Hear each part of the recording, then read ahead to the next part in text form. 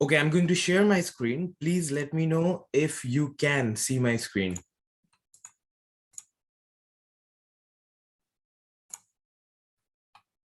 Thank you so much, Dragos. So, first thing first, if you go onto the Moodle, I'm so sorry.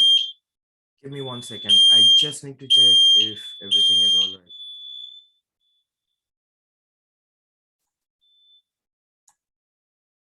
Good thing no one caught fire. It was just fire testing. Okay, sorry, I just need to again confirm that if you can see my screen. We are right now on the Moodle page. Thank you so much. Okay, so if you go to the Moodle page for your module, you will see we have a chat forum. Inside the chat forum, I don't know whether you have noticed or not, but last week I have posted resources about Java and also about Python.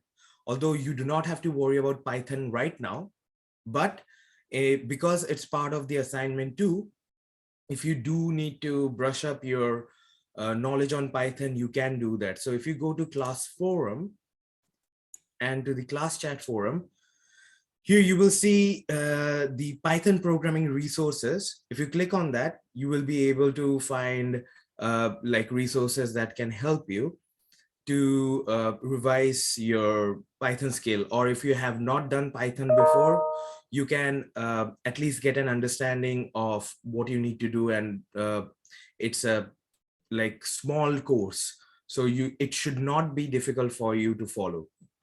The same goes for the Java programming resources, as you can see here.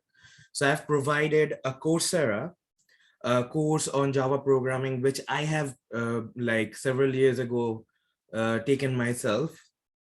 And it was really useful to kind of brush up my skill on Java itself. So please go through these two resources, Python programming and Java programming, so that you can improve your skills on in those area, and it will help you with your assignments. Now, back to the Moodle, you can download today's presentation, like lecture slide, from Unit 2, Antlr. So once you have done that, let's move on to the actual lecture. Welcome once again. Let me just pause this, and yes, we are recording. Perfect. So welcome once again to CE305, Languages and Compiler. Today we will be going through compilation stages and Antlr. By the way, I also like to call this lecture as, or the module, as how to build your own compiler. So we will be going through the compilation stages, which I have already mentioned yesterday, but we will be going through it again today as well. This module aims to learn the techniques of modern compilers. This lecture specifically is a short tour of the compilation process. And if you do not understand like some of the concepts that I will be mentioning, do not worry, because we will be exploring them in the like next few weeks as we progress along the module itself. And today's lecture, we will also cover a general overview of Antlr's capability for lab sessions. Yesterday, we did the practicals. You already got an understanding of how to set up Antlr and how to use it to parse your own input for your language.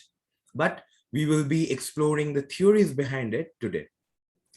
Now, before we move on, who can tell me what are, like, traditionally, how many structure, like what are the parts of the structure of a compiler? Can you put that in the chat?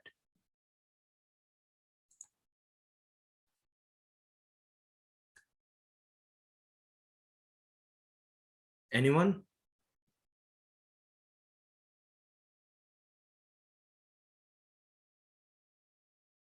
Two. Correct, Burak. So what are those two parts? Can you front and back? Yes, front end and back end. Now, just to clear a few things up, traditionally, compiler has front end and back end. But depending on which book you are reading or which research article you are viewing, you might find out that many people talk about that there are three parts which also vary. The three parts, according to some group of scholar, can be front end, middle, and back end. And another group of researcher, they would tell you that you have front end, back end, and linkers. Now, but both of these, like group of researcher, always agree on that at least the compiler has the front end and the back end. So we will be focusing on those areas because they mostly cover how compiler work even in the modern day.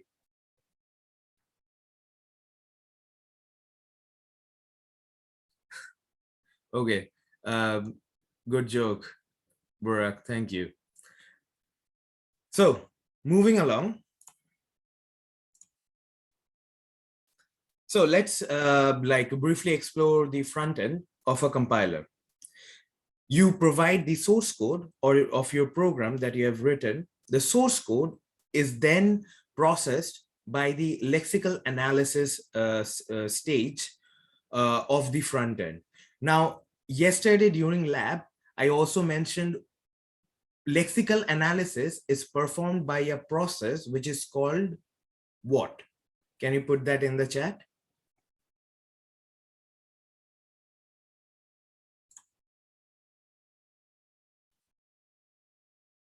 Yeah, it's called tokenizing. Yes, Matthew. But tokenizing is performed by what? Like it's a the not just the process.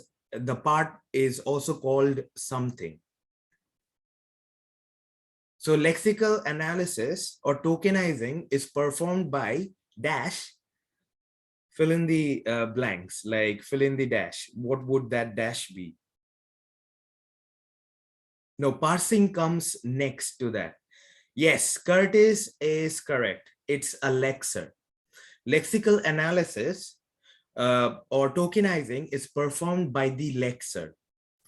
The lexer produces the tokens. Now, if we compare tokens with English language, what would be, what can we find similarity with? So what is a token in English language? Yes, words, absolutely correct, Matthew. Yes, thank you so much, Curtis. Correct, word. So tokens could be seen as the least element that can build up your sentence of the language. For English language, that is the word that builds up the sentence in the English language. Yes, words, punctuations, all of those are like tokens when it goes through tokenization. You're correct, Matthew. Okay, going back to the lecture. So once the tokens are created by the lexer, it is then parsed through the process called parsing. The output of parsing is abstract syntax tree or parse trees. Now, parse trees could be thought as a data structure which consists of hierarchy to determine how the grammar, like the input for the grammar, is connected with the language. After the parse tree is generated, then that is optimized through several processes. And finally, from the optimized parse tree, we generate the code or the virtual code. Once the virtual code is created, then it goes into the backend of the compiler. Now, in the backend, the virtual code is then goes through the process of code generation where the virtual code will be converted to real machine code specifically for the computing hardware system on which it is being executed or it is being targeted to. Further processing of the real machine code happens, especially for optimization. It could be optimization towards the register, like how to store which variable on which register, because registers are limited in number in the hardware. So optimization of machine code is important. And after the optimization is done, then we get the executable, which is finally executed on the hardware platform. Now, the other popular one part of the structure that I have mentioned is the linker. The job of the linker is to actually link your code, the input code, with other libraries or dependencies, which will enable the whole code to execute properly on the targeted computing system. So the overview of the compiler stages could be boiled down to first from the input, after the input goes through enters into the compiler, lexical analysis happens. From the lexical analysis, token is generated. Token is then processed through syntax analysis or parsing. From there, the parse tree is generated, which goes through static semantic analysis to get the semantics of the parse tree. After that happens, the parse tree is then processed and intermediate code is generated. From the intermediate code, further code generation happens, which is specifically targeted for the machine on which it is supposed to be executed.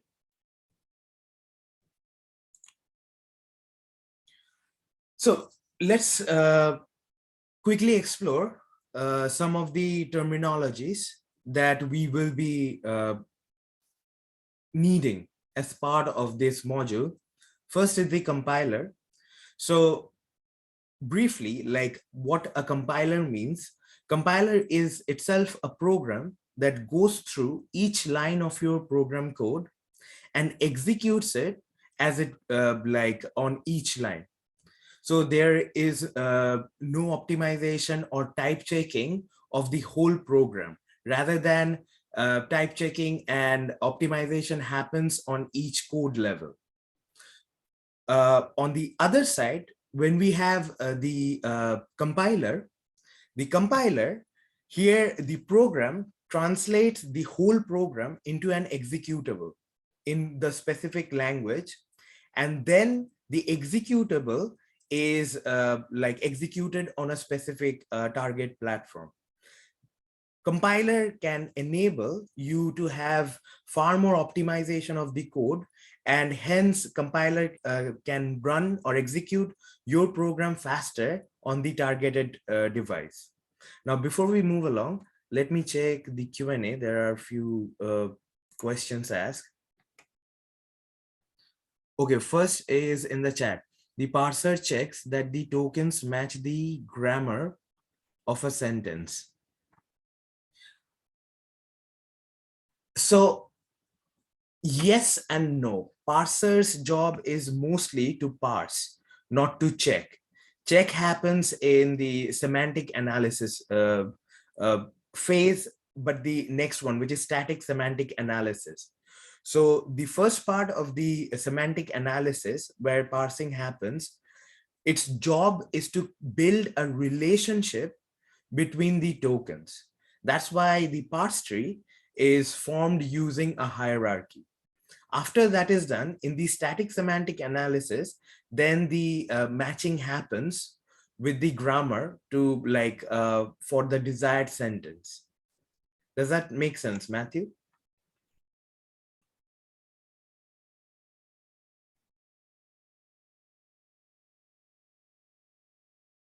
Okay, I haven't got a reply from Matthew yet. Let's look into the Q&A. Okay. Were we expected to buy the Antlr book, or will we get everything we need from the course of the module? So if you go to our Moodle page on module, if you click on the books section, inside that you will see there is a link called Tallis. If you're already logged in to Tallis, you should be able to download the digital book from there. So you should not have any difficulty getting the book. If you are on campus, which you should be definitely for your labs, you can also go to the library and get the Antlr book as well. It should be available in our library, like physical library on campus. Hope that helps. Okay, next question. Why is the tree called abstract?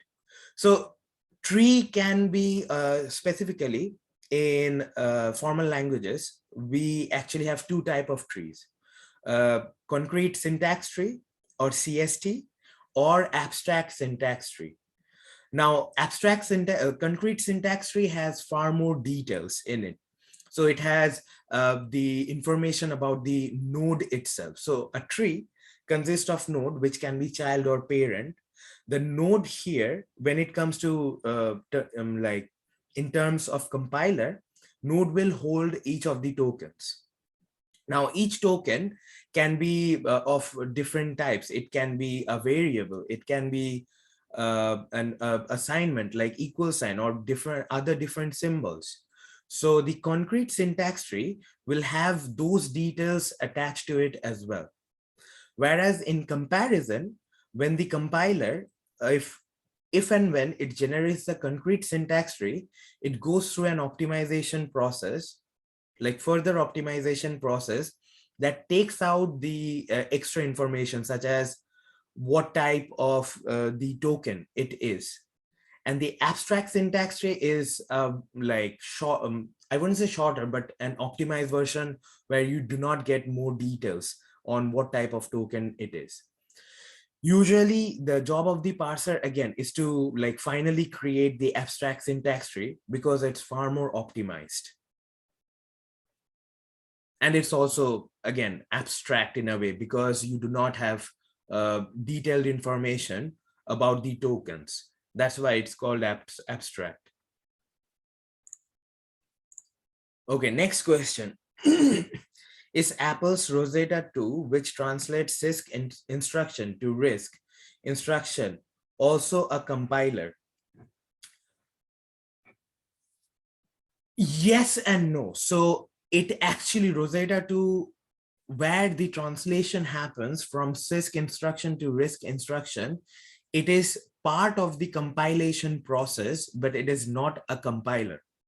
So compiler, it will happen, let's say, if you are a developer on the Apple platform, let's say if you're using their Objective-C to build a desktop application, the software that you will use on Apple is the Xcode. Now, in the Xcode, the compiler for Objective-C is already installed. But you can also like have an old MacBook, which is not running on the modern like CISC processor, or sorry, RISC processor, like M1 processor that current Apple MacBook runs on. So, but you can use Xcode for different platform. Like 10 years ago, if you have a MacBook, or if you have the latest MacBook, Xcode will run similarly on all the platforms. So the compiler is actually built in the Xcode specifically for Objective-C. Now, what happens depending on the hardware that you are running on, the Objective-C's compiler then forms the machine code, which then goes through the optimization or conversion of CISC instruction to RISC instruction. I hope that makes sense. Burak, can you confirm in chat if that made sense? Excuse me. So Xcode is an IDE, but at the same time, Xcode also have all the packages. So uh, it's so when we talk about ID is mostly to make it easier for you in traditional sense. Mostly it's makes it easier for you to write code, especially with correct formatting or type checking, which happens as you run like type the code on the IDE. But modern IDE comes with far more features, such as if you are using IntelliJ, you will see you will be able to download, install, and run third-party plugins. Or IntelliJ, its own company, also provides several plugins and libraries which you can use to enhance your programming capabilities. Same goes for Xcode as well. So if you're specifically coding on Apple like platform, Xcode is not just an IDE. Xcode comes with several Apple product related packages that helps you to code specifically on the Apple environment. Okay, Apple is moving to Swift. Of course, they are. A lot of things happen, but I'm talking in traditional sense. So Apple still uses Objective-C for several of their programs. So it's still not deprecated, but they are moving more, pushing more towards only using one language, which is Swift. Okay, no, any more question before we move along? Okay, great. Thank you so much. Okay, grammar. Although we will be going through grammar more in depth in next couple of lectures, but this is a brief introduction of what grammar is. If an application computes or executes sentences, we call that application an interpreter. So basically what a calculator does. In a calculator, if you do 10 plus 2, it will execute that because 10 plus 2 is a sentence in this case. It will execute that and provide you the final output. If we are converting sentences from one language to another, we call that application a translator, which is an example is the C compiler. Now, the interpreter or the translator has to recognize all of the valid sentences, phrases, and subphrases of a particular language. Recognizing a phrase means we can identify the various components, and programs that recognize languages are called parsers or syntax analyzers. Now, here, syntax refers to the rules governing the language membership. So when you define a language or when you have a language, the syntax will refer to the rules that govern that how the language should be written.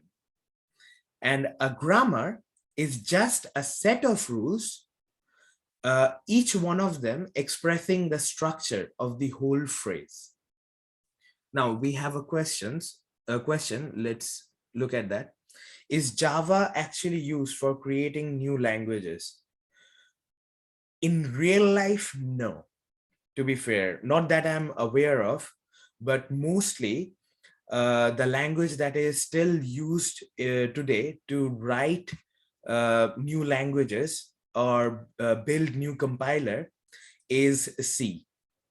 Because C is, although it's still like a very old language comparative to many of the modern languages that are coming today, but C was specifically built to be more close to hardware. So the performance in terms of execution for C is very fast. That's why you will see a lot of languages and compilers and framework related to languages and compiler are written in C. One such example is Android. Android was built on the C itself, but then Java was written on top of the Android scheduler or the operating system to create the platform for the apps or applications running on Android. Okay, we have another question.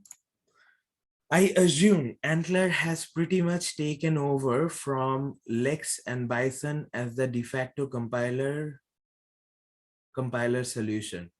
Okay, I do not under. Is there a question in there? Sorry, Matthew. Okay, we will move on with the lecture. Now, I've already discussed this during the lab yesterday, but let's go through what is lexical analysis and parsing again. So parsing is, let's make it easier to understand. Parsing has two tasks or two stages. First one is the process of grouping characters into words or symbol, which is also called the tokens, is the lexical analysis phase, or it's also called tokenizing. Now, examples could be int or integers. As you can see here, int or integers, ID or identifiers, float or floating point numbers. These are all tokens. Now, we call the program that tokenizes the input is a lexer.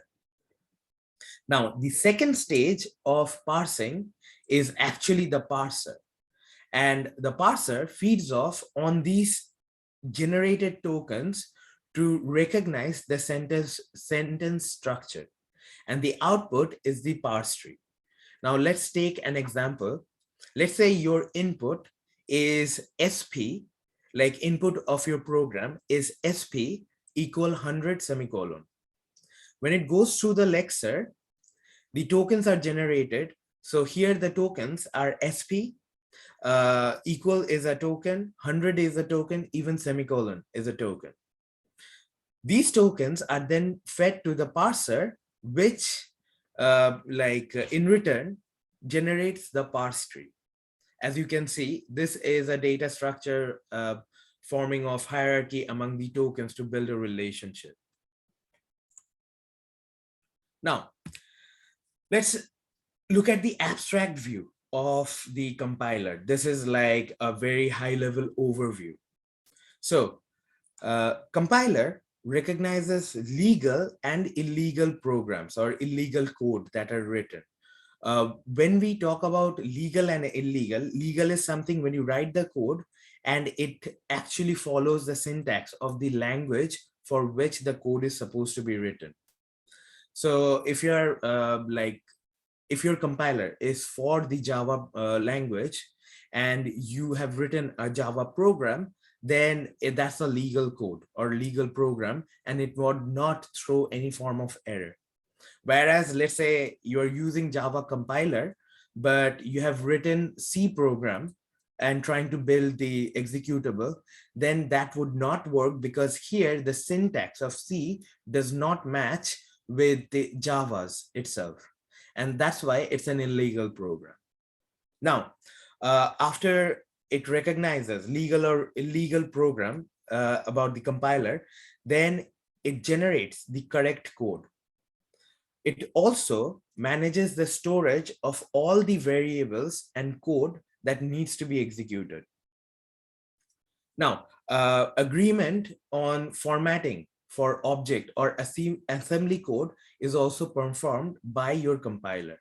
So your source code goes in the compiler. If there is any error, that will be thrown out, provided to you, and you can debug your code, your source code, to get rid of any of those errors. And then you compile again. If there is no error, then it will generate the machine code.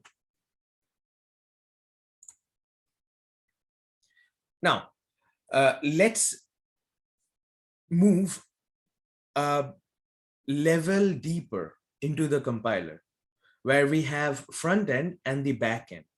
So the front end maps the legal code into intermediate representation. Parse tree is one of the forms of intermediate representation code as well. Once the IR code is generated or intermediate representation code is generated, that is then processed by the backend, which maps the IR onto the target machine. Now, before moving on, let's see the chat. Can you explain the difference between grammar and syntax again? So syntax is specifically, let's say it's a rule that will define how your language should be written. So let's say in Python program, when you use a for loop for x greater than y, you will see you have to provide a colon. That is one of the syntax of the language Python. But after that, you can also recall that if you want to write the next line of code, you have to provide a tab. If there is no tab, then Python will give you an error saying that there's unexpected formatting of your code. Now the tab as part of Python is another syntax of that language.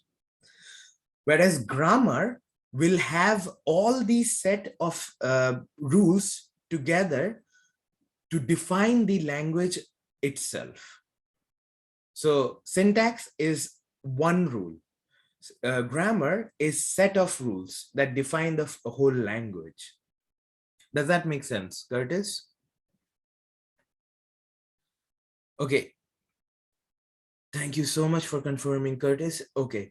Matthew mentioned basically are Lex and Bison still used, or has Antlr pretty much succeeded them in every field? I specifically have not used Lex and Bison, so I cannot comment on that, but I can do some search around just to see if they are still being used, but I have not used them myself.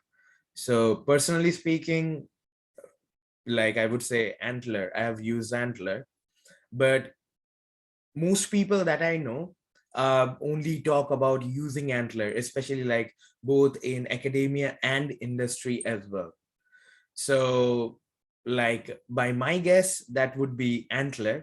But in case I can ask my contact in industry and also in academia to see if they have used Lex and Bison. So in case I get a positive confirmation, excuse me, I will then let you guys know.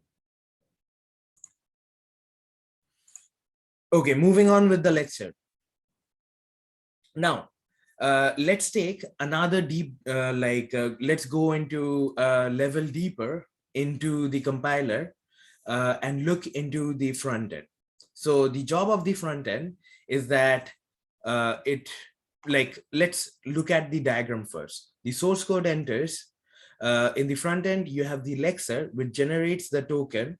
If there is any form of error while creating tokens, it will throw an error. You can fix that. After it is error-free, when the token is generated, the token is then processed by the parser to generate an intermediate representation code or IR code. In case, even in the parser, there is an error, it will show you. But once it is free of any errors, the IR will be generated successfully. So the front end's job is to recognize legal code, report any form of error in the source code, produce the IR code, and it also maps the storage of different tokens or variables, but it is done in a very preliminary form.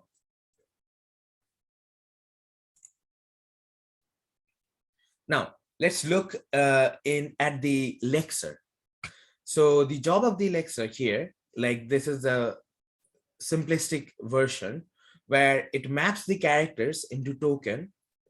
the basic unit of syntax is the token itself. For example, if we have x equals x plus y, that becomes, let's say the token would be the x, which is an ID, equals, here equal is also a token, equals ID x again, plus, which is also a token, followed by y ID. So these are all tokens. Now, typical tokens can include number, ID, and symbols. Also do and end as well. And it also eliminates any white spaces such as tabs, blanks, comments, etc. Now, looking into the parser's job is it recognizes context-free syntax. Now, if you do not understand context-free syntax, which is part of context-free grammar, we will be exploring that in next few lectures in depth. But for now, let's keep in mind that in context-free syntax or context-free grammar, it needs to follow the rule that where, let's say, if you have an element that produces a non-terminal, a terminal, or empty set. So it could be any of these. Now, again, if you do not understand this, do not worry. As we go along, we will have a full lecture on that context-free grammar, and we'll go through the production rules on how to generate or what is determined as context-free grammar. But the job of the parser is to recognize that. Now, it also constructs the intermediate code representation. The parser also produces meaningful error messages so that the programmer has a better understanding of how to improve the code to make it bug-free. And it also attempts to do error correction as well in case there is any.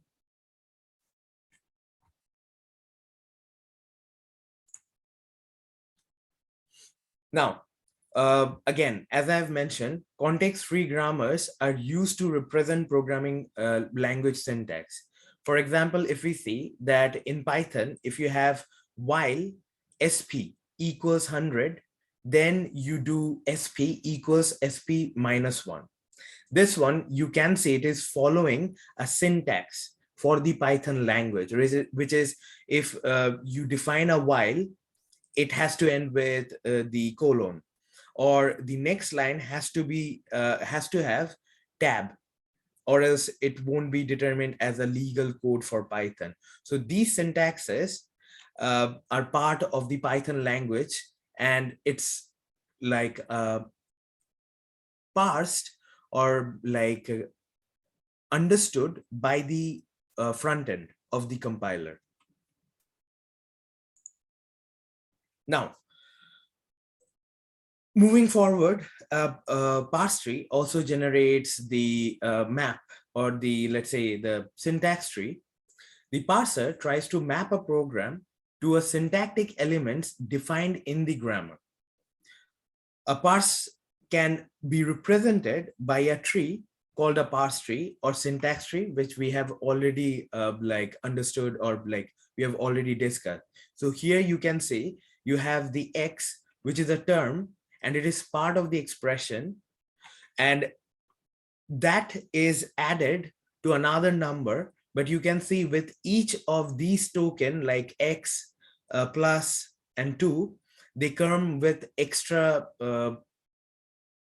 let's say identifier or properties to specify what is the token. Now, earlier we have discussed about, okay, why someone has asked why something is called an abstract tree. This is a specific example of a concrete syntax tree, because here the tokens, the tree that is generated, the tokens have far more information on what the tokens are and how they are connected with each other. Now we have a quick question. Okay, what data structure is used for a tree? It depends on how you are implementing it. Uh, uh, some people can use like arrays, some people can use linked list. So it would depend on which language you are working on, and it would also depend on how you want to code it. So there is no specific one data structure that can be like used to implement trees in a specific program. It completely depends on the programmer. But usually, again, like linked lists are popularly used, and arrays as well.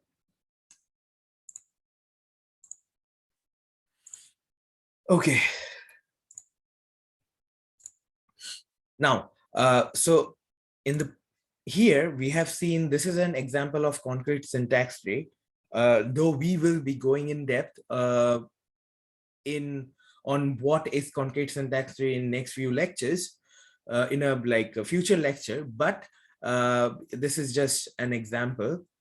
And if we look here, so this, you can see that all the extra information about the tokens are taken out, and the parse tree, it looks now much more optimized. So this one is called the abstract syntax tree, which is far more compact. AST is also often used at intermediate representation between the front end and the back end. But again, depending on which compiler, it can have different, let's say, visual or look. Now, moving on to the back end, the backend's job is to translate the IR into the target machine code. It also chooses instruction for each IR operation that is going to happen. The backend also decide what to keep in register at each point. Backend also ensures conformance with the system interface. So specifically based on the system that it is targeted to execute. We have one question. Let's look at that. What is the IR? So IR is intermediate representation. So parse tree can be thought as an IR as well. So the output of the parse tree, output of the parser is the parse tree. Parse tree is one of the forms of intermediate representation, which will be further processed by the backend.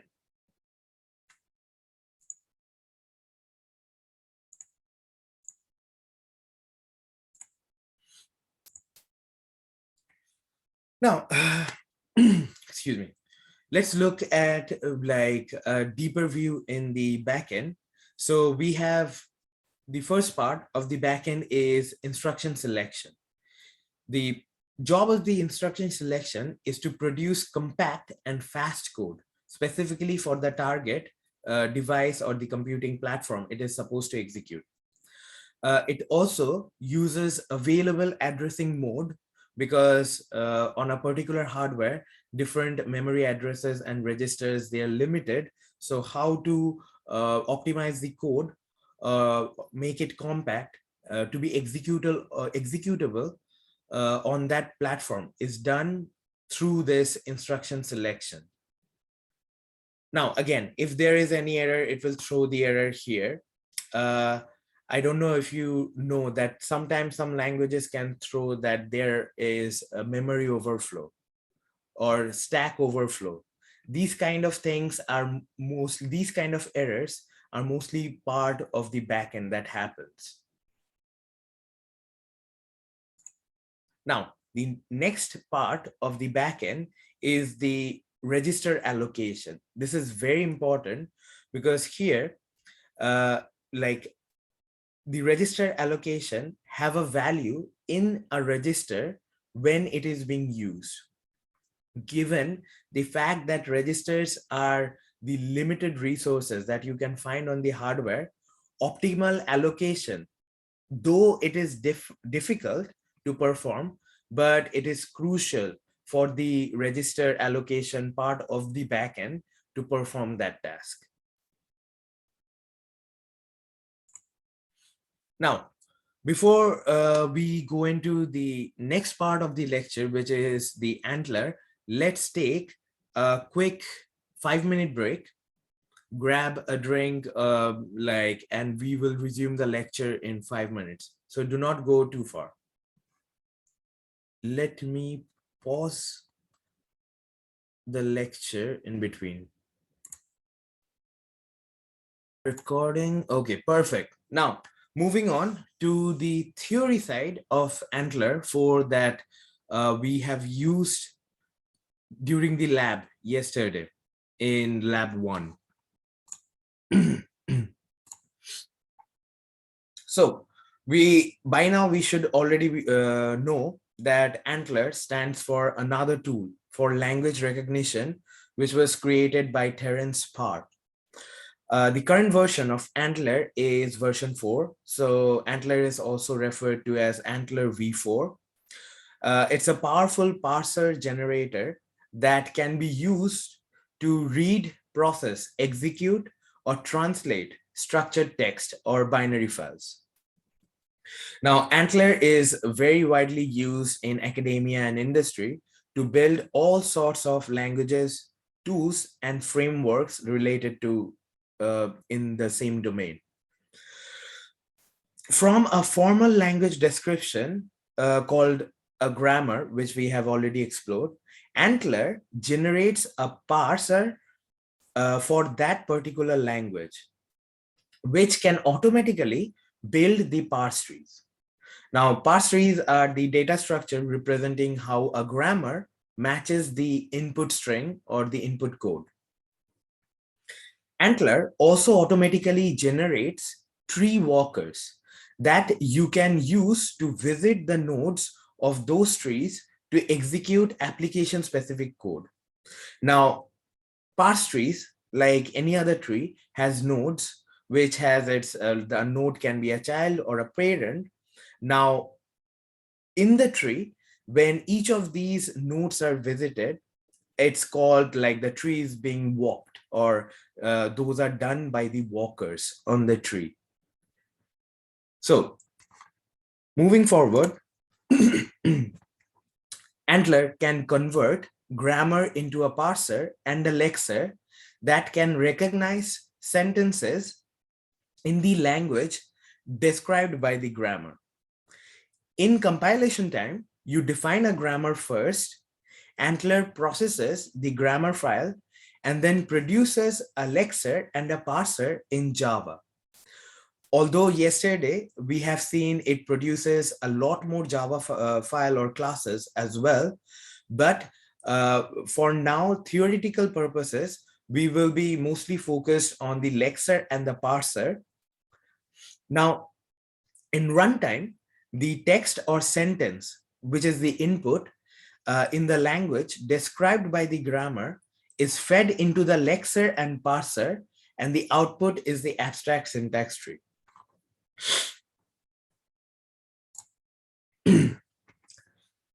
Yesterday, I have already mentioned this during the lab. So after the grammar is defined, it is being processed by the Antlr.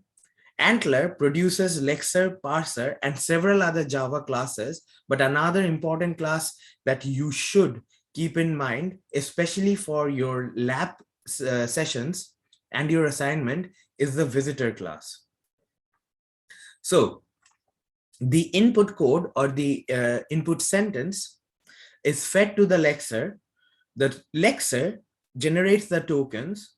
The tokens are then fed to the parser. Parser generates the parse tree. Now the visitor can be used to generate further intermediate representation code from the parse tree as an output, or you can also code your visitor in such a way that it evaluates the parse tree as well. For example, if your input string is something like 10 plus 4, so you can code your visitor. Where is my mouse? So you can code your visitor that after it has created the parse tree, you can also add each of the token from the parse tree, which is 10 plus and 4, and then evaluate it to finally create the output, which is 14. So you as a programmer has a flexibility to code your visitor to create different forms of output. That's why visitor in the practical sessions will also be important to keep in mind. Now, Antlr output. So the Antlr 4 includes a lexical analyzer and a syntax analyzer that will generate a parse tree or the syntax tree. Antlr 4 also generates runtime libraries such as listeners and visitors for the parse tree, which can evaluate the parse tree in the case of an interpreter, or it can generate intermediate and or target code in the case of compilers. So although going back here, although I have mentioned about visitor gives you more flexibility of like for you to program the output. Whereas we also have in comparison listener, which is far simpler, but takes a lot of job out of the programmer's hand and is done by Antlr itself. We will be looking into listener and visitor in detail shortly, but I just wanted to like let you know about these distinctions right now. Now, the generated code from the Antlr 4 can be in Java, which is by default, but it can also be used in other languages such as JavaScript, Python, C++, C#, and so on.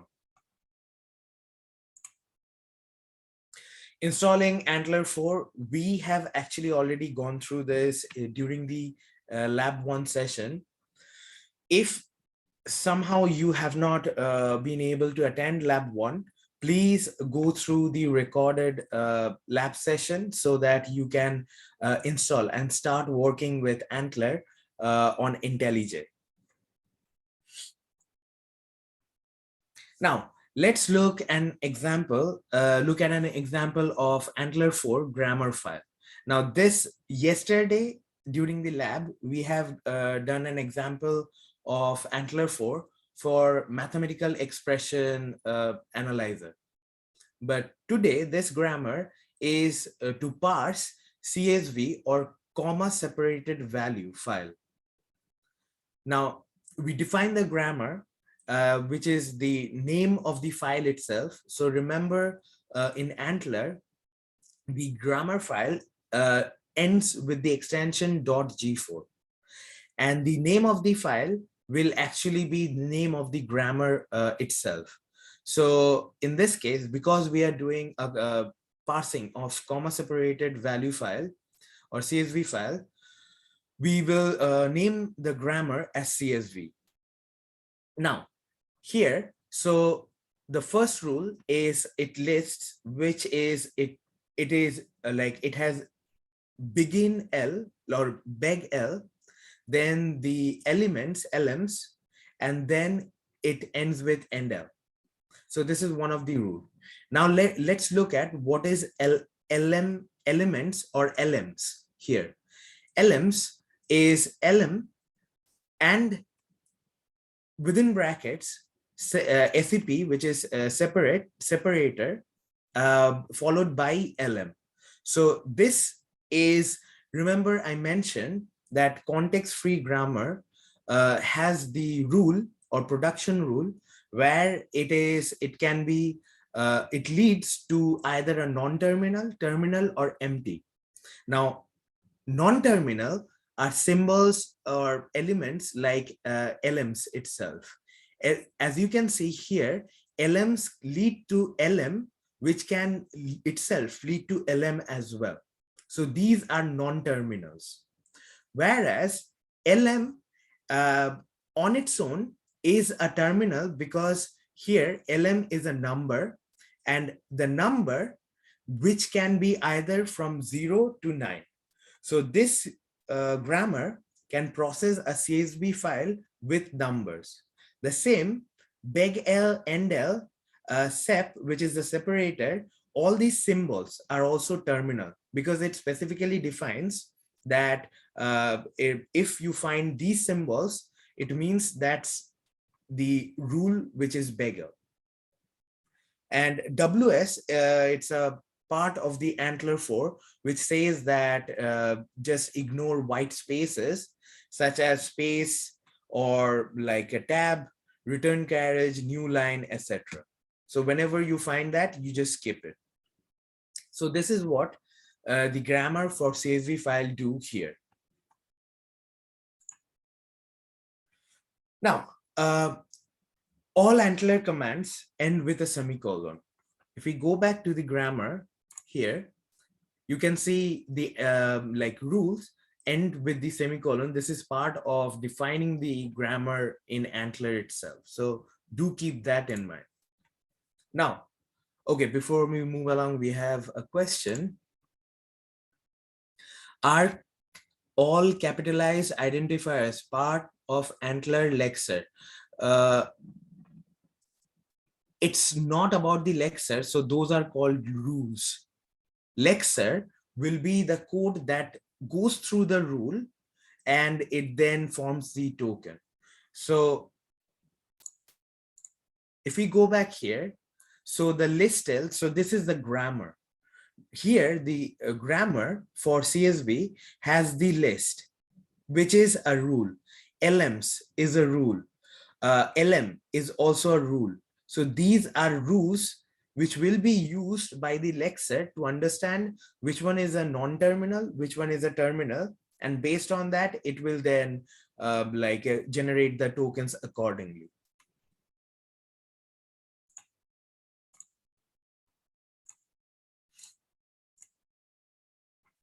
Yes, so terminals, the tokens start with a capital letter. Non-terminals, which are the rules, begin with a lowercase letter. Let's take this example. So here you can see the bagels. These are the rules. We have another question. Do we need to memorize content in page 30? Hang, one quick question. Do you mean page 30 of this slide, or is it part of the book? I'm not quite sure. Could you please rephrase the question? So by the way, you do not need to memorize. Okay, yes, page 30 in the slide. Again, you do not have to memorize these. These are mostly for you to understand how Antlr is working in theories behind the scene. Well, the questions that will mostly be asked is to get your understanding of the concepts that are being taught as part of the module. But again, if you try to memorize, the worst thing that can happen like while memorizing as something without understanding it is if you forget, you can never you forget in a way. You cannot answer that. But if you understand the basics or the foundation behind a concept, then even if you do not memorize, you do realize that how it is working, and you can write on in your own words. Okay, question. Give me 1 second to, yes. List in grammar file is pre-built syntax of Antlr or what? No, it is defined by you. So here the list that you're defining is the rule that it has to follow, that it will be begin L, LMs and end L. So this is something you define. You can name it something different instead of list. I hope that makes sense, Andres.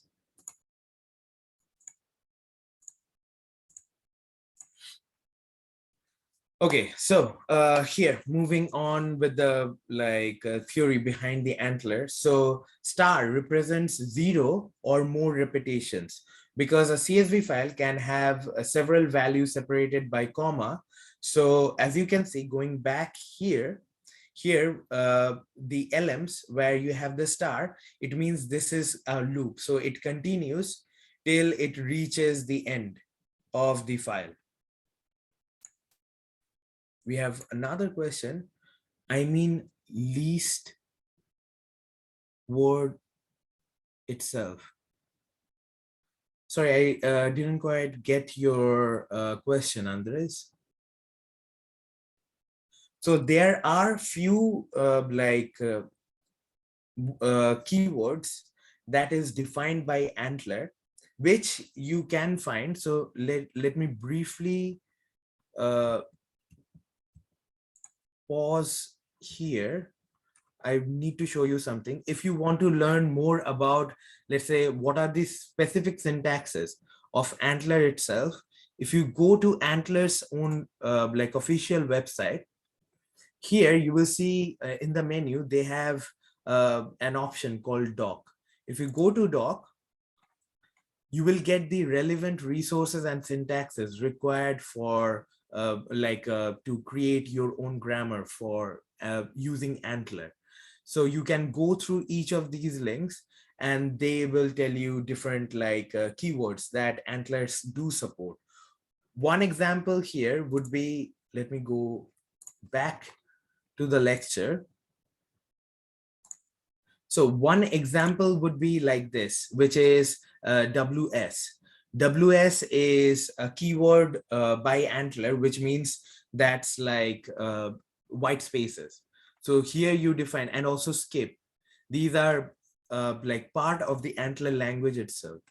So when you want to skip any of the white spaces, you can define this, and Antlr will know that, okay, if I see any white spaces in the input code, then I should avoid it, or just skip it.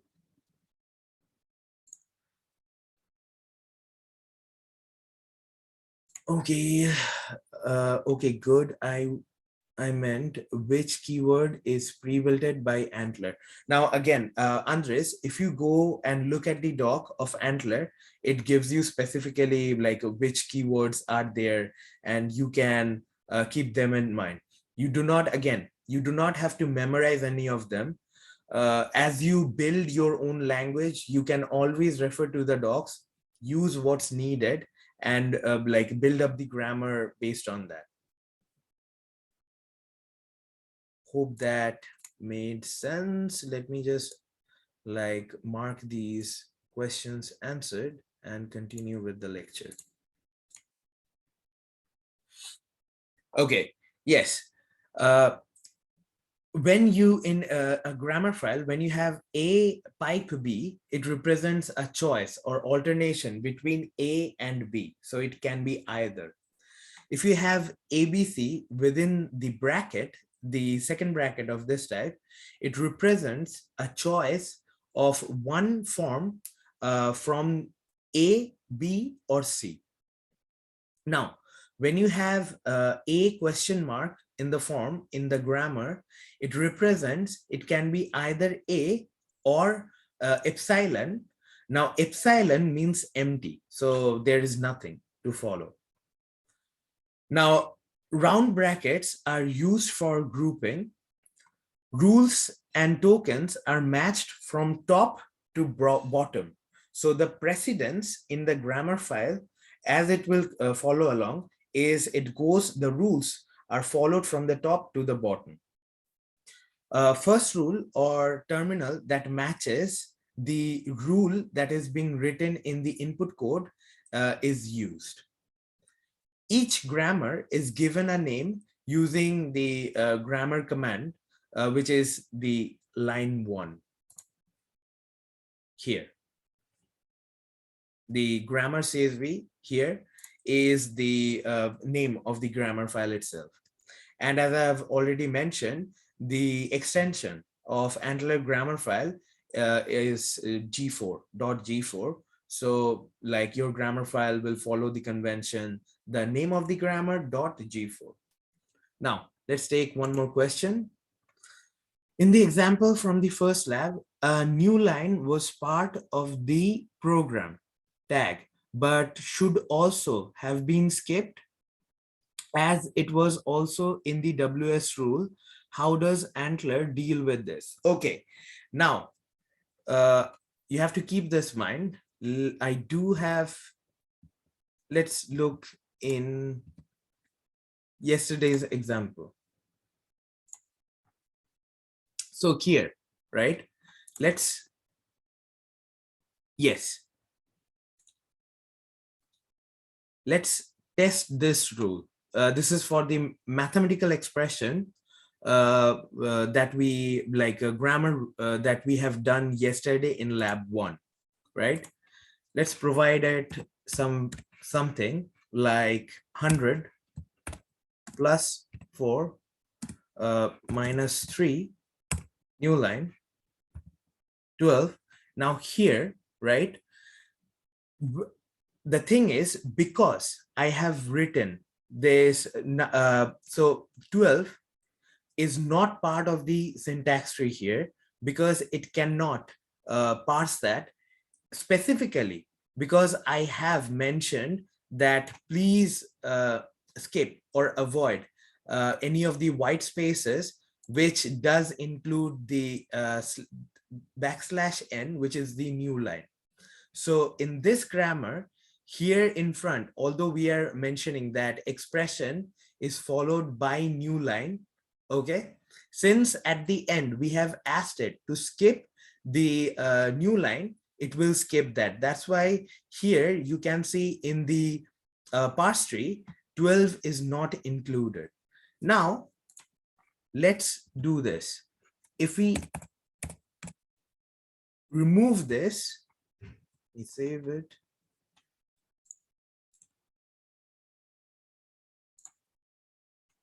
Generate.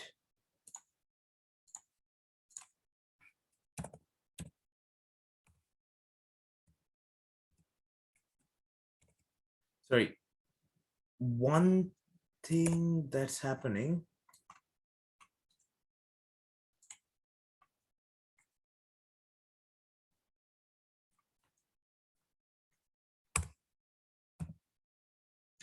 Here, although it should have some difference, it's not coming up. I might need to look into this later. But as you can see, what we have defined, that the program should follow an expression, which is this, but it can be followed by new line, and it continues. And in the white spaces, we have already taken that out. So the output here, the input, which is 12 in the new line, it should form another tree, but it's not doing that right now. So I do have to say sometime the ID does act up in its own way. So I do have to explore a bit into that, and I will get back to you on that later, if that makes sense. Quick questions. Okay. Does that grammar suggest that the new line is required for the program to be correct? No, it's just part of the rule. So in the expression.g4 here, it does not suggest that new line has to be part of it. New line is just there as like, so if you provide new line, this grammar should still be able to process the input code. That what is actually means from this line. So as I have mentioned, that when you have star, okay, it means it continues. So here the rule is that expression, which can be any of these, followed by new line, and then it continues. It can be followed by another expression as well, or new line itself. That's what this line is doing. I hope that makes sense, Matthew. Let me mark these questions and we will shortly resume the lecture. Okay, cool. So testing the grammar file, we have already noticed that when you click, so keep in mind, first make sure that you have selected the grammar file from your project directory structure. Once you have once the grammar file is selected, open that up. You have to click inside the grammar file and then right click to get the option to test the grammar file itself. And then it will actually open up. So if we, sorry, if we look into the IntelliJ, as I have done, if I do right click, I have the test rule expression, which is a grammar that opens up this Antlr preview. Here you can easily write your input code and it will produce the abstract syntax tree on the right hand side. So hope that is understandable. Now let me get back to the lecture.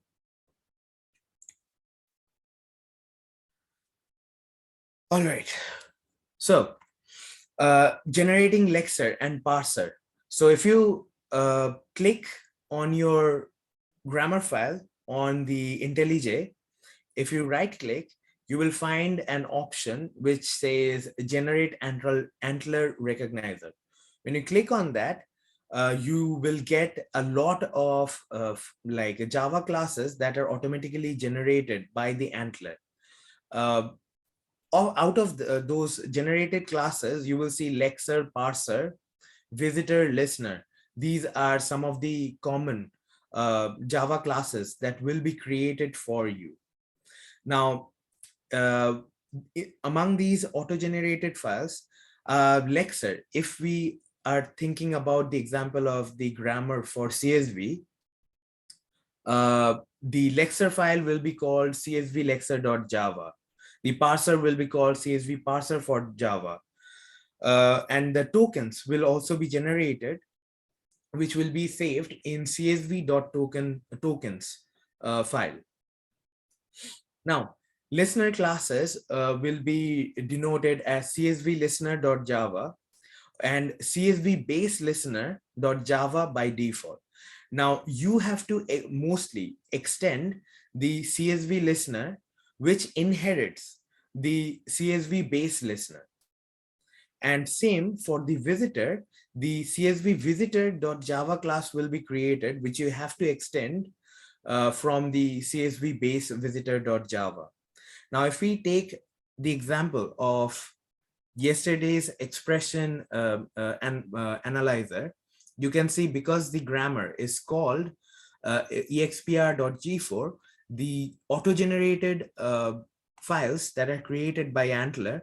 So we have expr base listener, we have expr base visitor, we have expr lexer, and we have expr parser. So depending on the grammar file, the name of the file will be determined in this pattern. Going back to the lecture. Now, the different Antlr classes like the Lexer and the parser. So the Lexer processes character and passes the token to the parser, which in turn checks the syntax and creates a parse tree. Now, the corresponding Antlr classes are the chart stream, Lexer, token, parser, and parse tree. These you have to kind of keep in mind because when you write your Java code, these are the objects that you need to create from the Java classes. So the pipe connecting the Lexer and the parser is called a token stream, where you need to pass the token as streams. The rule node has the methods such as getChild and getParent. So this kind of the getChild and getParent methods enable you to find the child or the parent of the parse tree that is being generated by Antlr. Now, Antlr generates a rule code, a subclass for each of the rules. For example, if we have sp equals 100 here, so the parse tree will look something like this, where SP is like assigned to an expression which is 100 and semicolon. This one, the parse tree, the node class names will be something like this on the right hand side, which is the SP is a terminal load. Equal sign or assign is also a terminal load. EXPR content is the 100, which then becomes a terminal load, and so on. So you need to keep these in mind. And here, so for each of these tokens or the nodes, you have the method ID and the EXPR to access the identifier, node, and the expression of the parse tree. Now, before we proceed, we have a chat. Okay, please ignore my question. I think you just answered it. Okay, thank you, Matthew, for confirming it. Okay, moving on. Parse tree listeners and visitors. This will be very important for you, especially because you need to modify these Java classes that are auto-generated by the Antlr, so that you can make things happen for you, especially in the assignments. When we ask you that, okay, in second assignment specifically, you have to define your own language that will be converted into Python code, and you also have to evaluate the Python code. So you can use listener, like you can modify the listener or visitor Java classes in order to achieve this. So these are the main Java class files that you have to kind of do focus on. Now, given a parse tree, we could write code by hand to perform a depth first search, or like depth first walk of the tree. We can take actions such as computing results, updating data structures, or generating output using tree walking mechanism. And all these tree walking mechanism are actually coded or can be defined in the listeners and visitor Java classes. Now, can someone mention like what is depth first walk of a tree? What is meant by it? You should have already learned that as part of algorithms and data structures.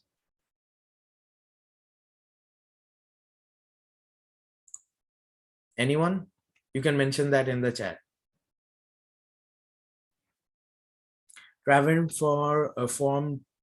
So Matthew mentioned travel from root to leaf of a single branch before moving to the next branch. Yeah, absolutely perfect. And also to keep in mind that it can be either left aligned or right aligned. So it will depend which branch you would be visiting like first.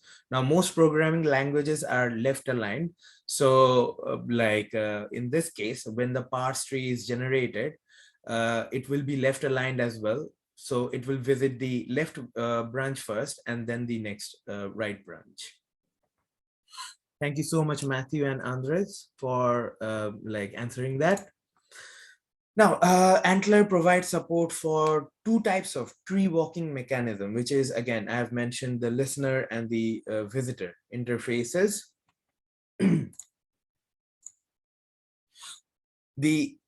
Let's look into the listener Java class that is generated by the Antlr, which is actually one of the tree walking mechanism.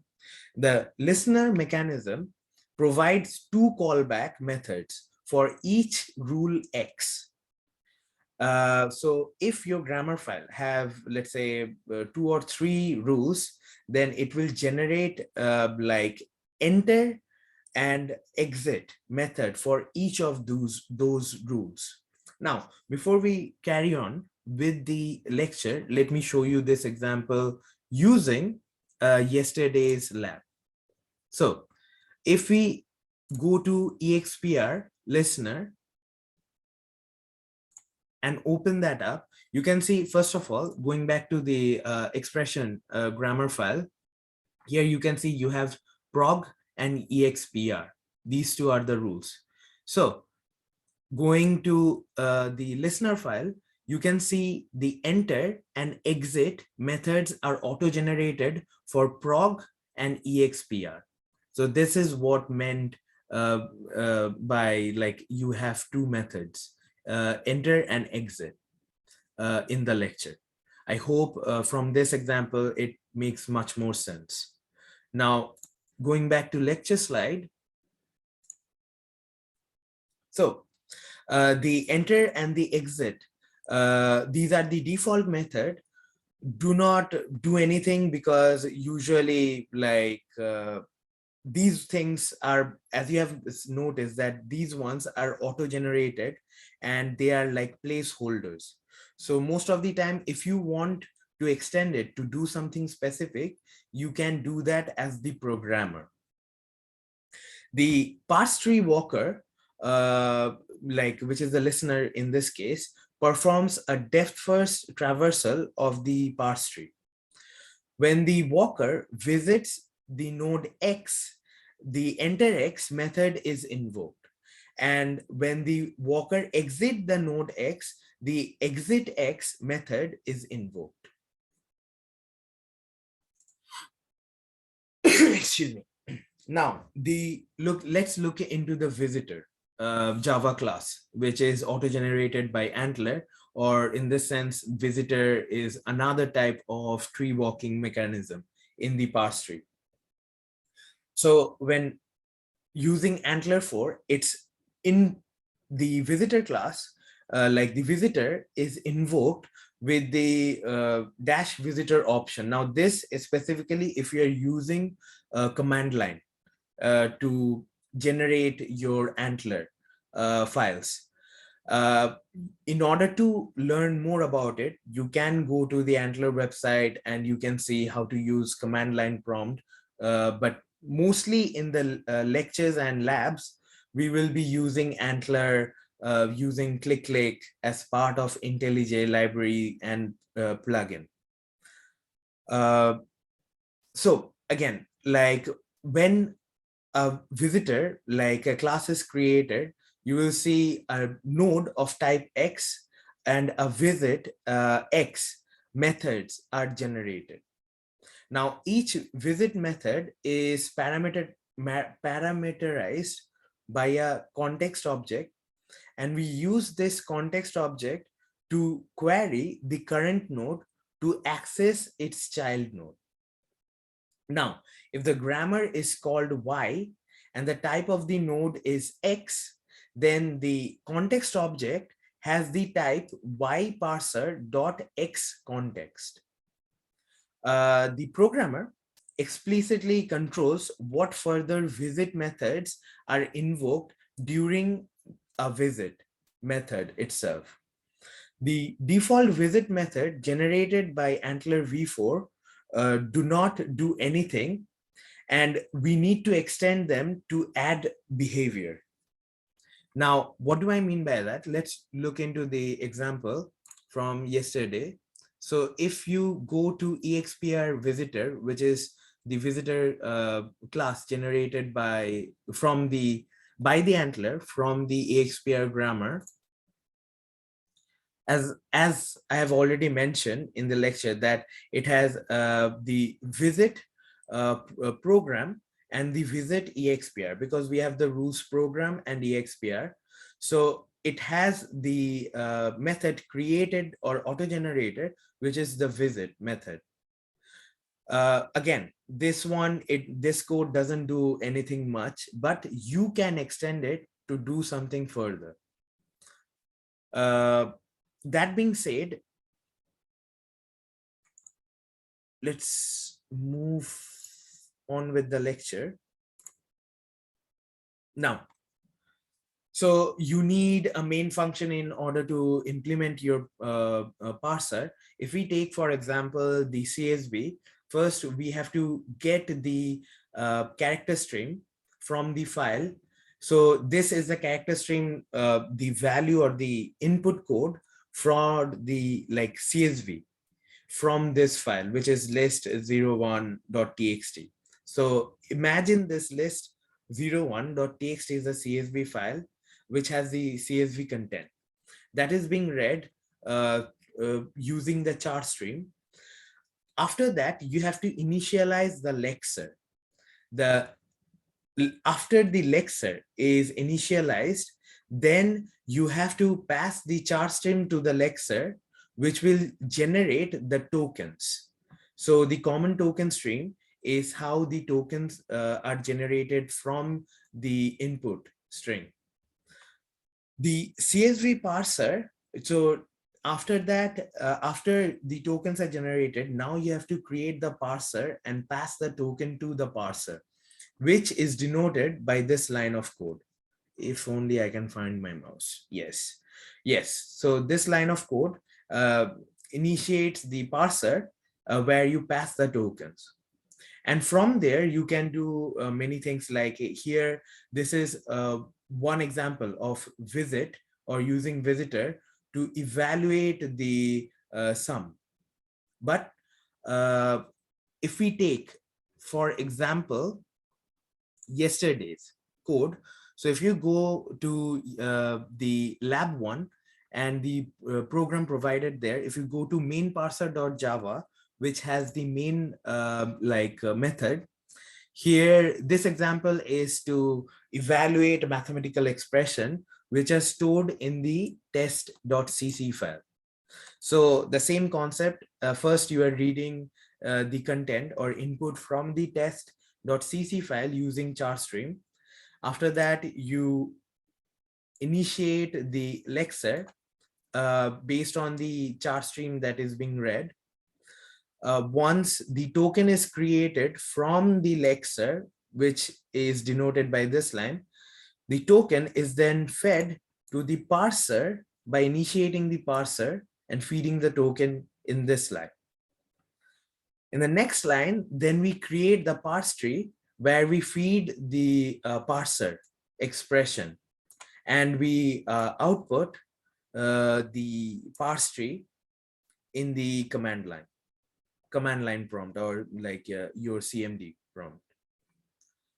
Now we have a question. Let's look at it. So I assume we will be learning about the differences between LL, LR, LALR, etc. parsers. Yes, we will be learning. In the lectures, we will be mostly focused on LL and LR. But yes, in future lectures, we will be learning about those parsers. Not that we need to go over them now, but of course, yes, Matthew, you're absolutely right. In future lectures, we will be actually exploring LL and LR parsers in depth with example. Okay, going back to the lecture. Okay, we have another question pop up. Oh no, sorry, that's a chat. Okay, I had an issue with that where IDE was grabbing the non-v4 packages, which caused some strange type coercion requirements. It can sometimes happen. Sometimes dependencies or libraries clashes. So you need to keep in mind one thing I would say that I personally have faced, and I want you to kind of keep that in mind while you're writing your Java code.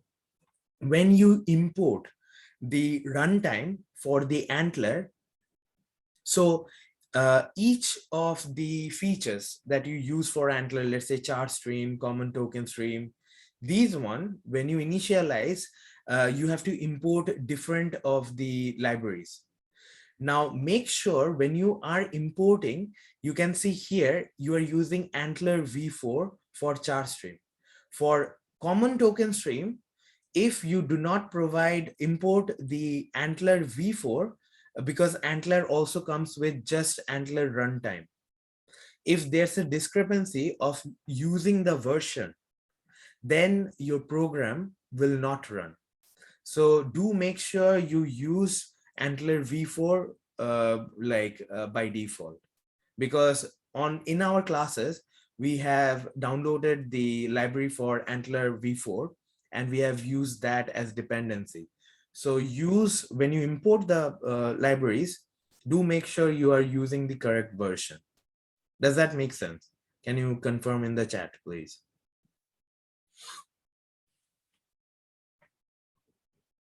Okay, thank you so much, Hung. Thank you so much, Matthew, for confirming. Okay, moving forward. So this is an example of pretty print visitor that we have. Pretty print is something like instead of having, for example, I will show you. From yesterday's program, if we run this one, you can see the final output string of the parse tree. It's a bit messed up in a way. It's not easily understandable. It's not formatted correctly.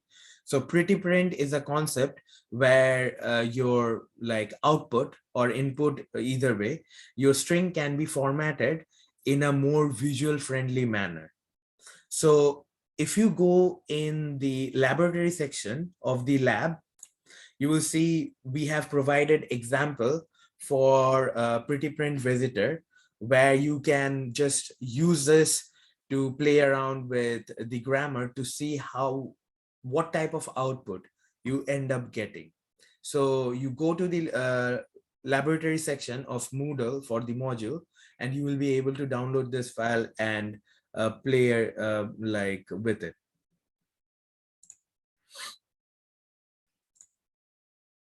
Now, this one is another example where this Java file is used to evaluate. So if we take into consideration the mathematical expression grammar that we have worked with, the output that we have provided was the uh, parse tree. But what if you want to evaluate the mathematical expression itself? For example, if your input consists of 10 plus 4, your output evaluation should be 14. So that can be done using this example of eval visitor .java, which is there in your laboratory section. And you can again experiment with it, play with it, and see what extra you can do with it. Now, the difference between visitors and listener, I'm going to give you two types of answer. First one is the, let's say, academic answer or the theoretical answer. It would depend on the problem and the particular task in hand. So visitors do give you more control, but put more responsibility on the programmer. Visitors always return a value. In comparison, listeners are invoked by a walker that performs a depth-first traversal, as we have already mentioned. Listeners are particularly good at translations, and the entry and exit or actions are already defined. So this differences is more like the theoretical or the academic answer. Now, when you actually go into the practical side, like the industry, and you start working with visitor and listener, the basic difference is in listener, the enter and exit of node is automatically done by the code that is provided or auto-generated by Antlr. But for visitor, in order to visit each node of the parse tree, you actually have to write your own code to do that. If you forget or if you skip any of the node to visit using visitor, then that node will not be visited. So visitor do give you more flexibility or power to program in a more fine-tuned way, but you have to be mindful that you are building the method so that you can visit each node. So that's the practical or the industry difference.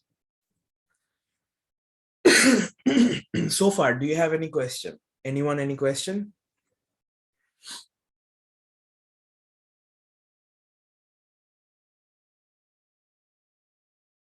Are people still awake? Do you need a coffee? Anyone? Okay, Andres at least answered. Thank you so much, Curtis. Thank you, Matthew, for confirming.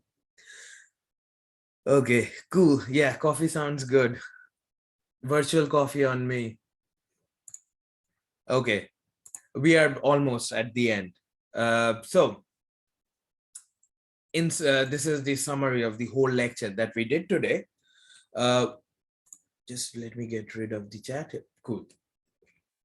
So we have already explored some of the key concepts like languages, grammar, syntax tree or the parse tree, token, lexer or tokenizer, and the parser. The computation process is divided into several stages, which we have already explored several times, including the front end and the back end. The front end mainly consists of lexical analysis and syntax analysis. Antlr v4 is a powerful parser generator in Java by default. And we have also noticed that you can take actions such as computing results, updating data structure, or generating output, and also using tree walking mechanisms such as listener and visitor to perform different tasks in Antlr. So this what we have gone through. And that kind of concludes our lecture today, but I wanted to keep you start thinking about the assignment from now on. Although I will be discussing the assignment or start to discuss about the assignment from lab 3 onwards, but after I have lectured and marked several modules from year 1 to year 3, I have noticed that there is a common pattern of getting low marks in the assignment. That is, when we ask you to write a report as part of the assignment, most of you, well, I'm not talking about you in general, but most of the students that I have come across, they do not follow uh, uh, a, an accurate or more like formal technical report writing structure. So although we might not have started doing the assignment yet, but I want you to focus your mind into start thinking about the assignment and how first how you are going to deal with it, and second, because report is an important part of the assignment, you also need to think about the structure of your report. So I will briefly mention what a good technical report structure should look like. And do please keep this in mind, because this is again, most of the time I end up like subtracting a lot of mark from the student assignment because the report was not following any good structure. Most of the time I have also noticed students just throw in a screenshot in the report and that's it, no more information. See, if you make it more difficult for me to understand what you have done as part of the assignment, of course, you will also get less score as well, or less marks. The easier you make it for us academics to understand your work, we will be happy to give you more marks because you have made our job like easier. Now, that being said, your technical report should follow this structure, which is it should start with an abstract. In the abstract, you have to briefly mention what is the problem that you are going to tackle, or you are like trying to find the solution with, and briefly also mention the outcome of your project that you are undertaking. Now, in the introduction, you introduce the problem in detail, that what you are trying to resolve, and also cite uh, references, especially scholarly articles, appropriately to support your statement. Whenever you provide a statement, you should back it up using like scholarly article. Now, keep in mind, I've also noticed several students also using Wikipedia link. Do not use Wikipedia link because it is not scholarly or peer reviewed. Although Wikipedia is community-based article written by people, but if in case you want to learn more about a topic, you can draw inspiration from Wikipedia, because Wikipedia often also cite scholarly articles. So you can go into the Wikipedia article, search for this relevant scholarly article, use that article to back up your like statement, rather than using Wikipedia article link itself as a reference. Now, the next stage that you have to like write, you should write after the introduction, is your own method or your own solution that you have created as part of dealing with the problem or resolving the problem that you are trying to solve. Here you can provide screenshot of what you are doing or what you have done, parts of the code as well. Next stage is the next part of the report should consist of experimentation and the result. So this is the output that you have to provide. So if you have written code as part of your solution to solve a problem, what is the outcome of the code you need to show in the results. And finally, you should have a discussion section after the result, where you show that you are critical in thinking. You either criticize your own solution in a positive way, or you can provide, let's say, how your solution could be used by others or extended by others to do something further. So that's the part of the discussion that you need to mention in the report. And after the discussion, you conclude the like report just by saying what you have already achieved, and that's it. Now, this again, please do follow this structure of technical report in your assignment, because I have seen so many students losing marks because of this. So do follow a good technical report writing structure. Now, let's look in the chat. Someone has mentioned something. So Sorin has mentioned, are we expected to read and reference multiple works in our report? Of course, you have to reference like a multiple work, because you have to read. Books is also one of the references that you have to read as part of gaining more knowledge on the topic. Lectures can't cover everything, but again, you have to do your own reading to get a more comprehensive and in-depth knowledge on the topic itself. Okay, another question. Can we just reference lecture notes or the documentation? Usually I would not say so. As a good practice of writing a technical report, because after you graduate, let's say after you graduate, you go into industry, you have to write a technical report or white paper, which is also a type of technical report, or you end up writing a patent application or your own research paper. These are all technical report as well.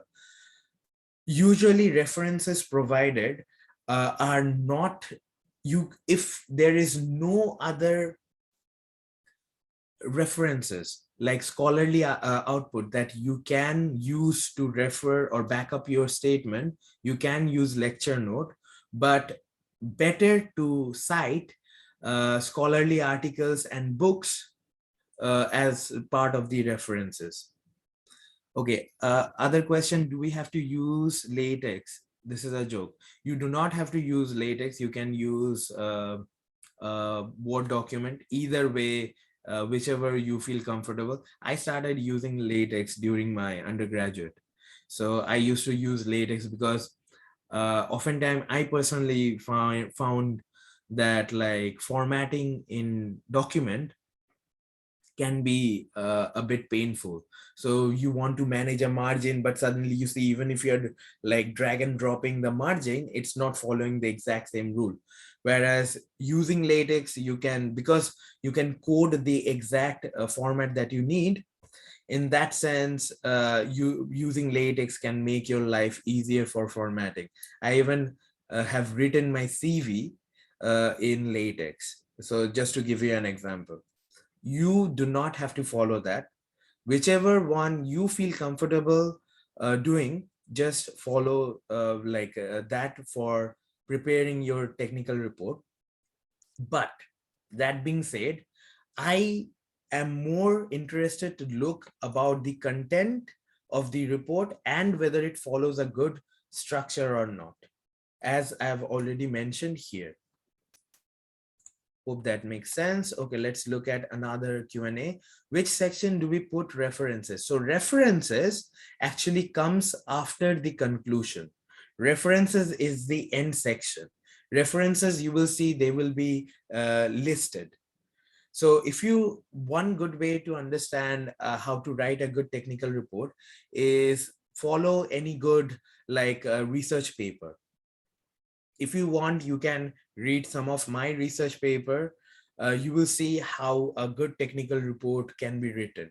So technical report again follows the structure: abstract, introduction, method, experimentation and results, discussion, and then conclusion. And then you have references, which is numbered list of all the citations. Now, why they are numbered? Because in the sections introduction, method, experimentation, and discussion, you can refer those numbers to refer the citation to back up your statement or to support your statement. I hope that makes sense. Okay, we have reached the end of today's lecture. Is there any more question before we end the lecture today?